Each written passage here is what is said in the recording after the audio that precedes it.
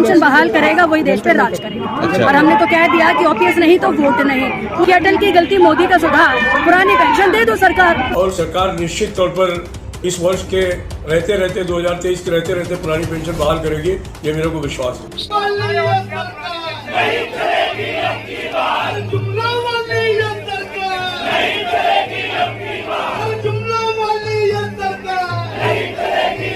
हमने 5 राज्यों में ओपीएस का समर्थन किया, ओपीएस की सरकार बनती है तो मैं आपको बड़ी जिम्मेदारी से कहता हूँ 24 आपके लिए बहुत आसान होगा, बहुत आसान होगा, बहुत आसान होगा। ये परिणाम आपके और आपके अब दूसरों के हाथ में 5 राज्यों में पेंशन नहीं रह गई, न सत्ता के न विपक्ष के, आपके उंगलियों पे आ गई है आपका भविष्य।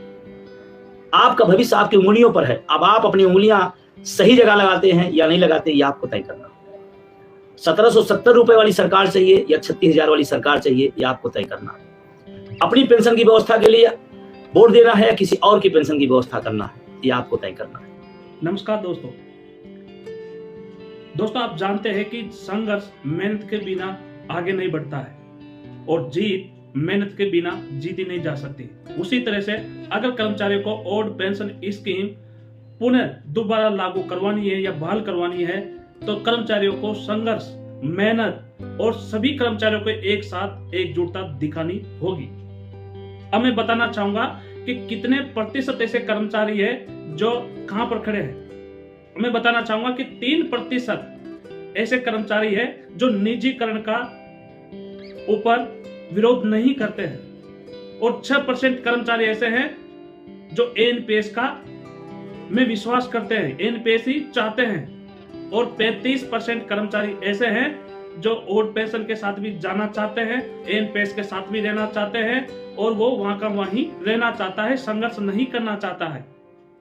कुल मिलाकर 55% ऐसे कर्मचारी है जो ओल्ड पेंशन स्कीम के लिए संघर्षशील मेहनत करके अपने संगठन को मजबूत कर रहे हैं एनपीएस के खिलाफ, न्यू पेंशन के खिलाफ। अब आप सोच कर ही देखिए कि अपने दिल पर हाथ रख के बोलिए 5 बार always always always always always और दिल में अपने आप से पूछिए कि आपका संघर्ष ओल्ड पेंशन पाने के लिए वास्तव में सही है, या फिर ये भी सोच सकते हो क्या दिल आपका गवाह दे रहा है कि हमको हमारे संघर्ष पर पूर्णतः विश्वास है और ओल्ड पेंशन चालू होकर रहेगी। तो वो 55% ऐसे कर्मचारी है जो दिन रात मेहनत कर रहे हैं ओल्ड पेंशन पाने के लिए, परंतु 45% ऐसे कर्मचारी है जो मतलब कहना भी चाहते हैं, रहना भी चाहते हैं, परंतु वो डर रहे हैं। तो उन कर्मचारियों में भी आत्मविश्वास बढ़ाने का दायित्व हमारा ही है, हम 55% कर्मचारियों का। अब मान लीजिए कि रामलीला मैदान में जो भीड़ देखकर सरकारी नहीं, विपक्षी नहीं, सभी कर्मचारी, राज्य या केंद्र के कर्मचारी चौंक गए हैं। अब उन कर्मचारियों को देखकर जो कर्मचारी उस महारैली में नहीं गए, उन कर्मचारियों में भी आत्मविश्वास जगा है कि मैं भी अगली बार जहां रैली होगी उस रैली में मैं भाग लेना चाहता हूं। दोस्तों, इस वीडियो को आगे बढ़ाने से पहले आप सभी से निवेदन करूंगा, आप सभी बड़े भाइयों से, कि इंडियन रेलवे किसान यूट्यूब चैनल को जरूर सब्सक्राइब कीजिएगा, बेल आइकन दबाइएगा और लाइक जरूर कीजिएगा और इस वीडियो को शेयर कीजिएगा।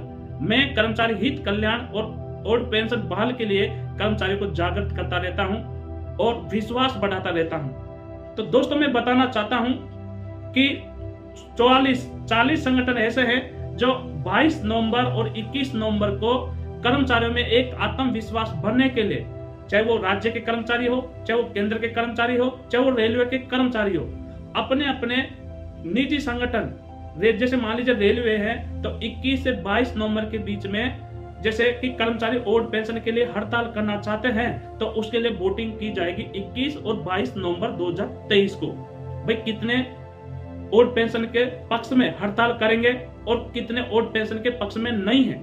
तो ये कर्मचारियों का रुझान इसलिए लिया जा रहा है कि कर्मचारी एक आत्मविश्वास में बोले कि नहीं, मैं भी ओल्ड पेंशन स्कीम के लिए ही लड़ूंगा, क्योंकि बुढ़ापे का सहारा आप जानते हो कि ओल्ड पेंशन है, बुढ़ापे का कवच, बुढ़ापे की लाठी ओल्ड पेंशन है। आने वाले समय में ऐसा होगा कि अगर ओल्ड पेंशन नहीं मिली तो पता नहीं आपकी बुढ़ापे की जिंदगी किस तरह से कटेगी।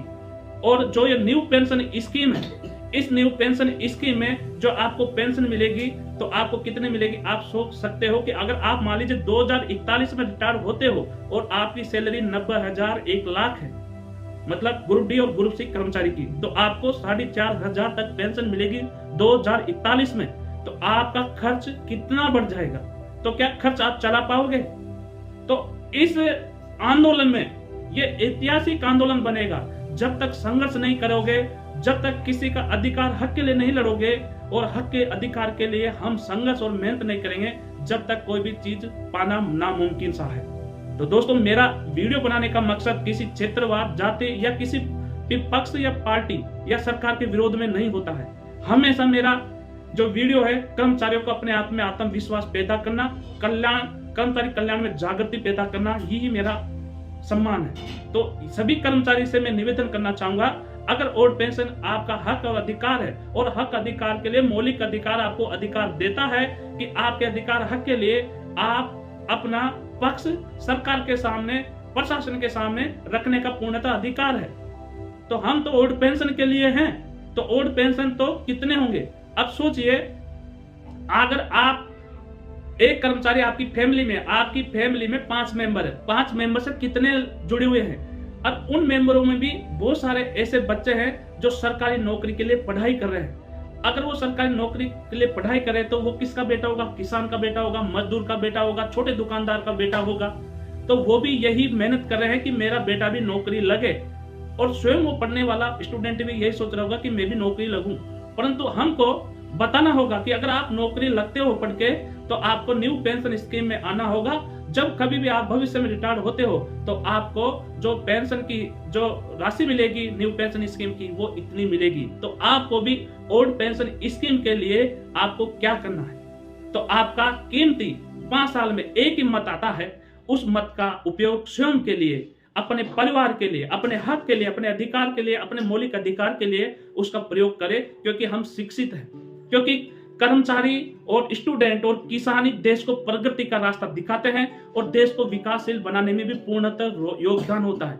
कर्मचारी पूरी जिंदगी, पूरी जवानी अपनी जो देश के नाम लगा देता है। अगर उन कर्मचारियों को बुढ़ापे में 60 वर्ष के बाद नौकरी, अगर ओल्ड पेंशन नहीं मिल पाती है, तो आप सोचिए कि उनके साथ में किस तरह का समय गुजरेगा। तो ओल्ड पेंशन पाना बहुत जरूरी है। तो अब की जहां भी रैली होती है, जहां भी ओल्ड पेंशन के पक्ष में मीटिंग होती है, तो आप अपना स्वयं का मत जरूर रखिए। आपका जो भी भाषण है, आपका जो भी स्पीच है, जरूर रखिए, क्योंकि आपका योगदान लाखों कर्मचारियों का सबसे बड़ा योगदान दिला सकता है।